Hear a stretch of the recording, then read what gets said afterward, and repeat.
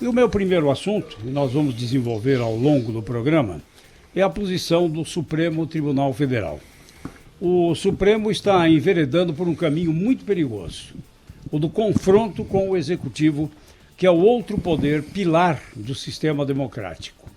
Mostra-se infenso a críticas, a qualquer crítica, e é preciso separá-las. Mas na democracia, queiram ou não suas excelências, nenhum poder está fora do crivo da opinião pública. Muito bom dia, Thaís. Muito bom dia, José Paulo de Andrade, ouvintes do Jornal da Bandeirantes. Gente, muitos assuntos hoje aqui para a gente tratar e esse com certeza estará na nossa pauta. E também está ao vivo conosco aqui na Rádio Bandeirantes em áudio e vídeo, no youtube.com/Rádio Bandeirantes Oficial, o vice-governador de São Paulo, Rodrigo Garcia. Governador, bom dia. Bom dia, Thaís. Bom dia, Zé Paulo. Um prazer falar com o Jornal Gente nessa manhã de quinta-feira. O prazer é nosso. Queria começar perguntando para o senhor, governador, o seguinte: depois do anúncio que foi feito ontem pelo governo do estado de flexibilização das regras da quarentena, em alguns municípios houve uma grita muito grande por parte de prefeitos do ABC e do litoral que não se conformam com o fato dessas cidades não terem a mesma regra, um pouco mais leve, que foi implementada para a capital, para a cidade de São Paulo. Por que foi feita essa diferença, governador? Olha, Thaís, o resultado que foi feito para a capital, para o interior, para a região metropolitana, ele vem de critérios objetivos que o Centro de Contingência da Saúde aplicou, que levam em conta a capacidade de leito e também a evolução da epidemia. A gente combina esses dois critérios, são 5 indicadores definidos, que é a ocupação de leitos de UTI, capacidade de leitos por 100 mil habitantes. Na área da epidemia, a gente avalia a evolução dos casos, a evolução dos óbitos e também a evolução das internações, né? E esses 5 indicadores combinados, eles dão um resultado daquelas regiões que podem ter alguma flexibilização ou aquelas regiões que devem se manter como está, né? Então, isso foi fruto de um estudo bem elaborado, o Centro de Contingência fechou com esses critérios e quando você roda os dados desses critérios, o resultado aparece, né? Então, existiu toda uma fundamentação médica para que nós pudéssemos dar o resultado ontem para a população de São Paulo, como a capital numa situação um pouco melhor do que a região metropolitana, regiões do interior já um pouco melhor do que a região metropolitana de São Paulo, a Baixada Santista ainda um ponto de atenção. Agora, o importante, Thaís, é que a cada semana o estado de São Paulo renova esses dados e a cada semana nós teremos uma evolução clara da epidemia, sabendo aonde nós devemos ter mais atenção e aonde nós poderemos flexibilizar. Então, tudo baseado na ciência, nos dados, né? E agora vamos dialogar com os prefeitos, enfim, com as autoridades locais que passam a ter, nas regiões onde você pode flexibilizar, a delegação do Estado para tomar suas decisões. Não necessariamente uma região que tem autorização para flexibilizar, ela vai flexibilizar. Depende da vigilância sanitária local, depende do diálogo com os setores produtivos, ou seja, temos um longo caminho pela frente ainda de saída, lembrando que nós estamos no meio da epidemia. E a decisão do governador João Dória, com base na equipe médica que nós temos, foi de conviver com a epidemia de maneira diferente. Hoje a população está muito mais preparada para enfrentar o coronavírus. Ela usa máscara, ela respeita o distanciamento social, ela tem cuidados higiênicos. Então, se nós fôssemos aguardar a epidemia passar de vez, nós teríamos meses pela frente como nós estávamos até hoje. A opção foi, vamos ter uma quarentena heterogênea, tratando a epidemia de acordo com o que ela é em cada região do estado. Foi essa a opção do governo de São Paulo. Governador Rodrigo Garcia, obrigado por atender a Rádio Bandeirantes nessa manhã, o Pedro Campos. Eu queria saber diretamente do senhor o seguinte: o lockdown, ele foi descartado por quê nesse momento em São Paulo? Não é a hora de se fazer o lockdown? Ele ainda está sendo cogitado pelo governo do estado para alguma região? O que sempre, Pedro, bom dia, o governador Dória falou é que o lockdown sempre foi um protocolo colocado na mesa do governo de São Paulo pelo Centro de Contingência, se fosse necessário utilizar. O que nós temos que entender é que nós estamos há quase 70 dias numa quarentena, onde a população se esforçou para poder ter o distanciamento social, onde os resultados apareceram, Pedro. É importante a gente destacar isso. Se você comparar São Paulo com o resto do Brasil, São Paulo melhorou muito. Nós éramos responsáveis por 70% da epidemia do Brasil. hoje 22%. Se comparar São Paulo com o mundo, nós estamos no patamar de países desenvolvidos que conseguiram achatar a chamada curva do coronavírus. Então, foi um esforço muito grande que a população fez que deu resultado. E nós temos que comemorar essas vitórias das batalhas que a gente venceu até aqui. Agora, temos um outro caminho pela frente ainda, meses e meses de convivência com essa epidemia. E era o momento de se refazer a estratégia e dizer o seguinte: nós vamos conviver com a epidemia, mesmo com ela existente, mas de uma forma diferente, liberando atividades econômicas, fazendo com que a população, ainda com a atenção necessária, pode se voltar ao normal. Então, o lockdown, ele foi praticado em alguns países do primeiro mundo, do hemisfério norte, e ele efetivamente é uma quarentena bem mais dura do que aquela que a gente teve. Uma quarentena onde as pessoas não podem sair de casa. E sempre foi um protocolo colocado pela área da saúde, mas nunca necessário de ser aplicado aqui em São Paulo, pelo custo social que o lockdown pode nos dar. Então, o sistema de saúde de São Paulo se preparou nesses 70 dias, todos os dias a gente aumenta leito de UTI, na capital mesmo essa semana, um aumento importante de leitos da UTI com a chegada de equipamentos, ou seja, nós estamos enfrentando o coronavírus com inteligência, aumentando a capacidade de saúde e fazendo o apelo para a população que com esses cuidados, com a máscara, com a higiene, nós temos que conviver com essa epidemia por meses e a nossa vida aos poucos vai retomando a sua realidade. Governador, muito bom dia, aqui é o Cláudio Humberto. Eu queria saber o seguinte, em que medida as pessoas podem ter confiança que a melhor opção é essa que foi anunciada, né, esse plano de flexibilização? O governo de São Paulo, enfim, não conseguiu, como é que eu diria, reduzir como se esperava o número de casos e de mortes, né? São Paulo virou o grande epicentro da epidemia aqui no Brasil e, no entanto, apesar de todas as providências, apesar das estratégias inteligentes, como o senhor menciona, o fato é que não reduziram esses números, os números continuaram aumentando de maneira absolutamente dramática. E aí, dias depois de sinalizar que vinha um lockdown, o governador anuncia uma coisa exatamente oposta. Não passa uma sensação de uma atitude errática do governo? Em que medida o cidadão pode ter a segurança de que essa opção é a melhor neste momento? Olha, Cláudio Humberto, bom dia para você. Na prática, o que São Paulo fez nesses últimos 70 dias foi um investimento intenso na área da saúde, dialogando com a sociedade paulista, são 46 milhões de habitantes, mostrando a ela a importância dos cuidados pessoais, mostrando a ela que o governo estava fazendo a sua parte com aumento de leitos de UTI, contratação de profissionais da saúde e mostrando que dependia muito não só das decisões do governo, mas também do comportamento da população para que a gente pudesse ter uma luz no fim do túnel, um caminho de saída. O que nós percebemos nesses últimos dias? A epidemia, ela tem meses ainda pela frente no Brasil e no todo o mundo, mas a opção que o mundo está adotando é de conviver com a epidemia de uma maneira mais inteligente, de uma maneira que não faça com que as atividades econômicas sejam interrompidas de uma vez. Então, essa questão do lockdown, ela foi muito discutida pela imprensa. É óbvio que quando se pergunta para um governo se você tem um protocolo de lockdown pronto, o governo diligente e preparado tem esse protocolo, mas em nenhum momento ele foi colocado como uma necessidade de ser aplicado em São Paulo. Nós sempre colocamos, se precisar, faremos. O que eu queria apenas é fazer uma discordância com todo o respeito. São Paulo deixou de ser o epicentro da crise. Óbvio que pelo tamanho da população, os números aqui sempre são grandes, mas nós deixamos de ser 70% da epidemia do Brasil no mês de março para passarmos a ser 22% da epidemia.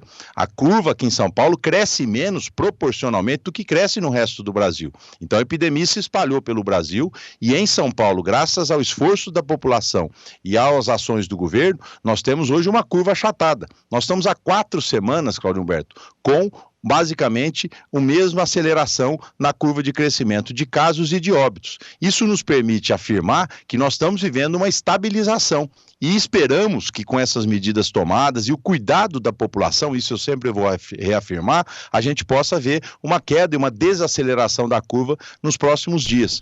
Para título de comparação, Cláudio Humberto, a Espanha tem exatamente a mesma população que o estado de São Paulo. né? 46 milhões de habitantes. E lá na Espanha, mesmo com a abertura que eles fizeram, uma abertura completa, convidando turistas a voltar para a Espanha, tem morrido mais gente lá diariamente do que aqui na cidade de São Paulo. Para mostrar, então, que a opção agora do mundo é enfrentar a epidemia, já toda a população deu sua cota de sacrifício, e o importante é que a gente consiga voltar devagar, de maneira modulada, à vida normal, mas com os cuidados necessários de uma epidemia que está aí e nós vamos conviver com ela pelos próximos meses. Rodrigo Garcia, mas a imagem que passa para a população e o recado que passa é que acabou a pandemia e que as pessoas podem sair de casa porque não correm mais o risco. E não é verdade isso. Será que as críticas e até ameaças, as ofensas que o governador andou recebendo não influenciaram não nessa tomada de decisão que me parece extemporânea? Olha, bom dia, Zé Paulo. E acho que o papel de vocês da imprensa é fundamental para nos ajudar nessa comunicação. Ontem, o que nós falamos claramente para a população de São Paulo? Olha, nós tivemos batalhas vencidas até aqui. Muito obrigado pelo esforço de todos até agora, de procurar fazer o isolamento social, de procurar ficar em suas casas. Muito obrigado por hoje usarem máscaras. É impressionante, Zé Paulo. Você anda pelas ruas de São Paulo, pelo interior, você vê a adesão enorme da população no uso de máscaras, o cuidado com a higiene, mas além desse muito obrigado, uma nova estratégia daqui para frente. Não adianta nós ficarmos prorrogando indistintamente uma quarentena homogênea em todo o estado de São Paulo, ou seja, de maneira igual na capital, no interior, se a epidemia tem diferentes fases da sua evolução. Então, o que nós comunicamos ontem é, vamos agora, a partir de uma análise regionalizada, com dados objetivos da área da saúde, eu citei aqui a capacidade do sistema de saúde e também a questão da evolução da epidemia, avaliar uma possível abertura modulada, com todo o cuidado, né, com todo o espaçamento social, para que as pessoas possam novamente retomar as suas atividades. Agora, ninguém vai abrir o estado de São Paulo dia 1º de junho, isso ficou muito claro. Os prefeitos agora têm a delegação para dialogar com os setores produtivos do estado, para junto com eles fazer protocolos de abertura sempre parcial, com controle de fluxos, né, para que a gente possa ir convivendo com a questão da epidemia daqui para frente. Acho que aí, Zé Paulo, a demonstração de determinação e coragem do governador João Dória nesses últimos 70 dias responde a sua pergunta. Nós não tomamos atitudes aqui baseado em pressão, baseado em achismo, nós tomamos atitudes com base nos critérios objetivos da ciência. Governador. E ontem nós apresentamos esses 5 critérios que baseiam o resultado que vai ser avaliado a cada semana nas regiões do estado de São Paulo. Então, eu queria aprofundar com o senhor, né, esses critérios, porque pelo que eu vi no slide aí apresentado pelo governo do estado, os parques estão juntos com cinema e teatro. E o que a gente viu no mundo todo foi a abertura de parques no primeiro momento, porque eu acho que uma razão óbvia, né? O parque está ao ar livre, né? O cinema é um local fechado, onde o vírus pode ser transmitido de uma maneira mais fácil. Por que os parques foram colocados nesse conjunto pela definição aqui do governo do estado, hein? Os parques foram colocados, Pedro, no sentido de evitarem aglomeração, mas essa é uma decisão municipal, né? Os parques estaduais continuarão fechados, mas a delegação para os municípios é de que tenham atenção para não promoverem aglomerações, com shows, com eventos e com parques públicos, mas na prática a decisão de abertura ou não de parques municipais é de cada prefeito, no caso aqui da capital, da região metropolitana ou do interior. Então é apenas uma sugestão no seguinte sentido: evitem aglomerações. Os shows, os eventos, aquilo que gera aglomeração, continua recomendado que esteja proibido no estado de São Paulo. E a questão dos parques, pode ser que você tenha o estímulo a uma aglomeração. Então é um cuidado que os prefeitos devem ter com a autonomia que tem para administrar os seus próprios municipais. Quem fala com a gente ao vivo aqui na Rádio Bandeirantes é o vice-governador de São Paulo, Rodrigo Garcia. E aí, governador, eu queria pedir para o senhor falar para os milhares de donos de pequenos comércios que estão ouvindo agora a Rádio Bandeirantes e que estão na dúvida: o que eu faço na segunda-feira? Eu abro, eu não abro? Eu coloco álcool gel? Na prática, segunda-feira, na hora em que esse nosso ouvinte levantar a porta do estabelecimento dele fechada há tanto tempo, o que ele faz e como ele pode garantir uma situação de segurança para ele, para os funcionários e para os clientes? Boa pergunta, Thaís. O que nós temos a partir de segunda-feira é uma quarentena heterogênea, ou seja, ela é diferente nas mais variadas regiões do estado, né? E nas mais variadas capital, interior e tudo mais. É fundamental as pessoas entenderem que o governador João Dória, então, portanto, com critérios da saúde, fez um desenho novo do mapa de São Paulo, estabelecendo aquelas regiões que têm atenção com a epidemia, aquelas que podem flexibilizar. E, junto com isso, ele delega aos prefeitos municipais a oportunidade de fazer uma flexibilização controlada naquelas regiões onde isso é permitido. Então, basicamente, esse comerciante que está vinculado a alguma entidade, com certeza, ele vai aguardar a sua cidade no estabelecimento dos protocolos de abertura do comércio, do shopping, enfim, de concessionárias de veículos, daquilo que é possível. Aqui na capital, eu ouvi do prefeito Bruno Covas que nós teremos uma coletiva agora às 11h30, onde ele deve detalhar isso, e essa ação do prefeito Bruno Covas aqui está sendo feita no interior de São Paulo, Thaís. Todos os prefeitos de sedes de região que dialogaram conosco, que teve praticamente acesso e participaram da construção desse novo Plano São Paulo, eles agora vão dialogar com esses comerciantes, com essas pessoas que têm a sua atividade comercial na cidade, para estabelecer esses protocolos de abertura. As sugestões do governo de São Paulo estão todas no site do governo de São Paulo, que é www.governo.sp.gov.br/coronavírus/Plano São Paulo. Lá você tem todas essas informações, os protocolos por setor, né? Mas lembrando, a autonomia agora é do prefeito, da prefeita, que pode dialogar com o comerciante e a partir daí estabelecer a abertura parcial a partir do dia 1º de junho. Vice-governador de São Paulo, Rodrigo Garcia. E as escolas, né? Muitos ouvintes da Rádio Bandeirantes têm nos perguntado como que ficam as escolas nessa flexibilização. Escola vai ser o último a voltar nesse cronograma que foi montado aí pelo governo do estado de São Paulo?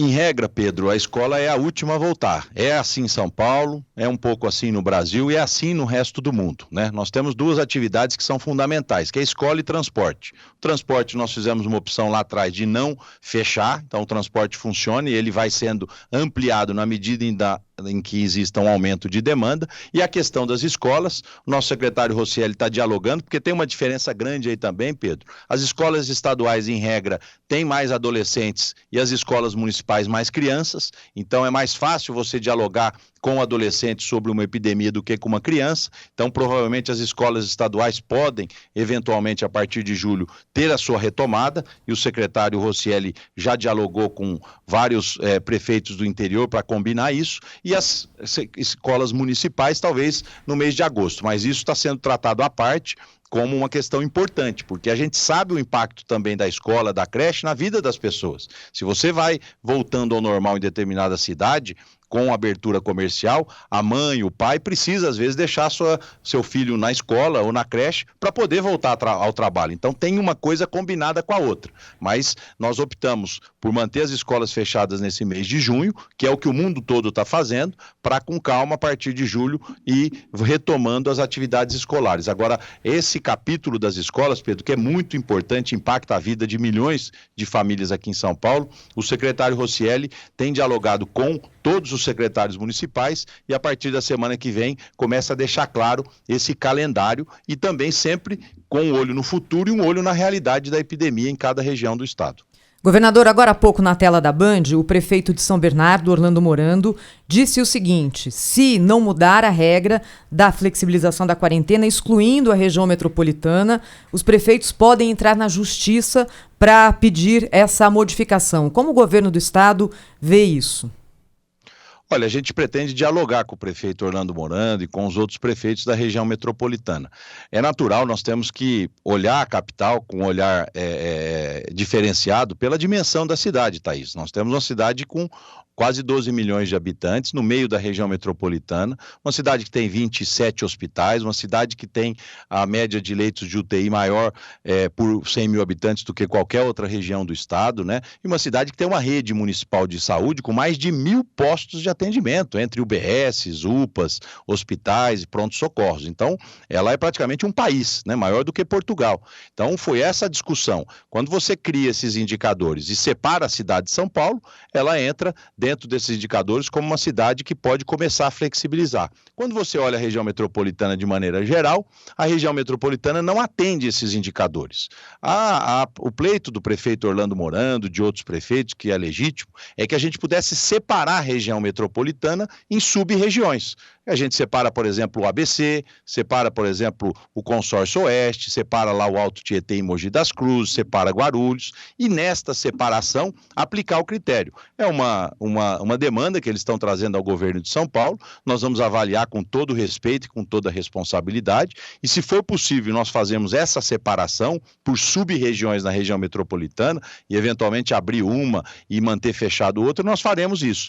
Agora, era natural que a cidade de São Paulo, pela sua dimensão e pela rede de saúde que tem e pelo esforço que fez junto com as outras cidades, pudesse ter uma análise separada. Ela não teve nenhum tipo de privilégio, ela apenas foi separada da região metropolitana para que os indicadores fossem aplicados. E agora nós estamos estudando as sub-regiões aqui na região de São Paulo para avaliar se a gente pode aplicar esse critério separadamente. Então peço ao prefeito Orlando Morando, aos prefeitos da Grande São Paulo que dialoguem conosco para que a gente juntos possa encontrar um caminho com muita responsabilidade, se for possível, de uma abertura parcial das atividades econômicas na Grande São Paulo. E isso vale também para a Baixada Santista, Thaís. A Baixada Santista, ela vem crescendo a sua epidemia. Vamos lembrar que a Baixada aqui Santista de São Paulo é onde nós temos proporcionalmente a maior população de idosos do estado de São Paulo, se não do país. Então é uma região que nós temos muita atenção, porque tem um grupo de risco elevado na Baixada Santista, mas também aumentamos leitos na Baixada, abrimos 2 hospitais e vamos dialogar com a região metropolitana da Baixada se é possível a gente fazer alguma separação, mas sempre olhando os critérios da saúde e da ciência, que é o que baliza as decisões do governo João Dória até agora. Vice-governador do estado de São Paulo, Rodrigo Garcia, conversou ao vivo com os ouvintes da Rádio Bandeirantes nesta manhã aqui no Jornal Gente. Obrigado pela entrevista, até uma próxima, governador. Todos e agradeço pela oportunidade de falar do Plano São Paulo. Rede